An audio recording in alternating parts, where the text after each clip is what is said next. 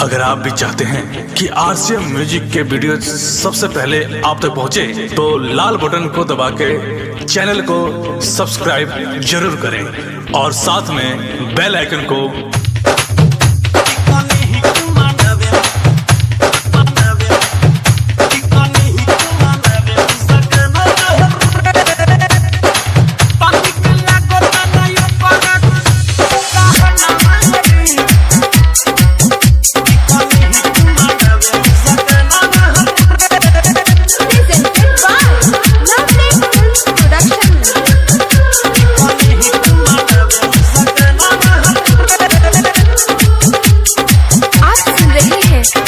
पटेल की आवाज में।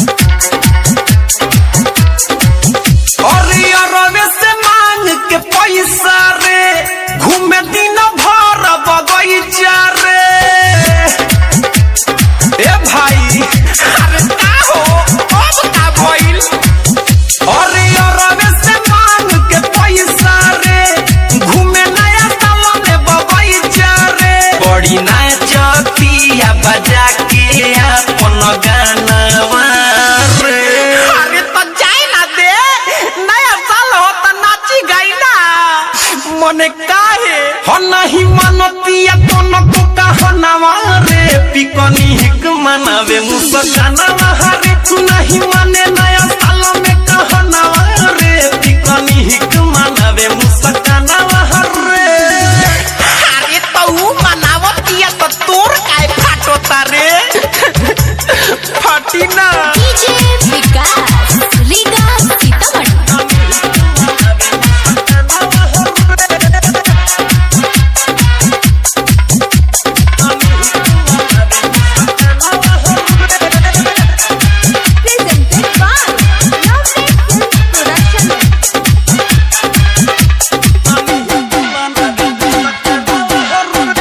मुर्गा अंडा बनावेले नया साल मनावेले। अरे तभी मुर्गे नुआइल बा हम क्या तनी खोसी लियावे ना बबी। और मुर्गा अंडा बनावेले नया साल मनावेले। दुख पाई है बात के अरवा हमके नाही बोलावेले। दिन भर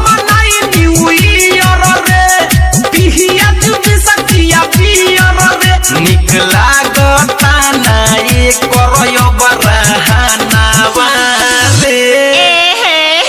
ना तब को रोहनिया खराब बका बबी रे मनाओते पार्टी देखो तनी केंग रोको तार तोरा।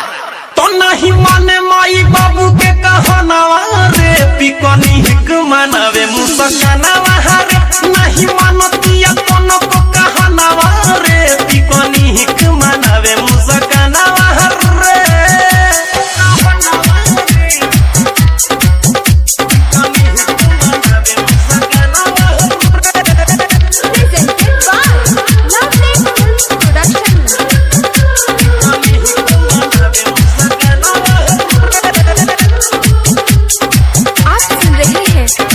पटेल की आवाज में। हमरा के दिहल छोड़ी रे खात बिया भूज के गोड़ी रे। अरे दादा पहले हमार खुल पियलस अब मुर्गा के डंगरी खातिया। अरे हमरा के दिहल छोड़ी रे खात बिया भूज के गोड़ी रे। न्यू ईयर में सुन रे यारवा दिल दिया देले तोड़ी रे। अमित पटेल के भुलाई रे सुदी से पटेल के बोलाई रे। घर से दिया आइल पढ़े के बहानावा रे। हो तो का हो जाई मर्दवा एक दिन नुआजुआ नया साल हो एंजॉय करी फिर ओकरा बाद पढ़ाई के नु बा। ओ नहीं मानतिया कोनो को कहनावा रे। पिकनी हिक मनावे मुस्कानावा रे। निको लागता ना ये कर रहनावा रे। पिकनी हिक मनावे मुस्कानावा रे। हरियर से मांग के पैसा रे घूमे दिन भर बगैचा रे। बड़ी नाचत बिया बजा के अमित के गाना गानावा रे। अरे छोड़ा मर्दावा, एके गो ट्रैक पर कोई गो गइब हो, हमरो बोलत मुंह दुखा गइल बा।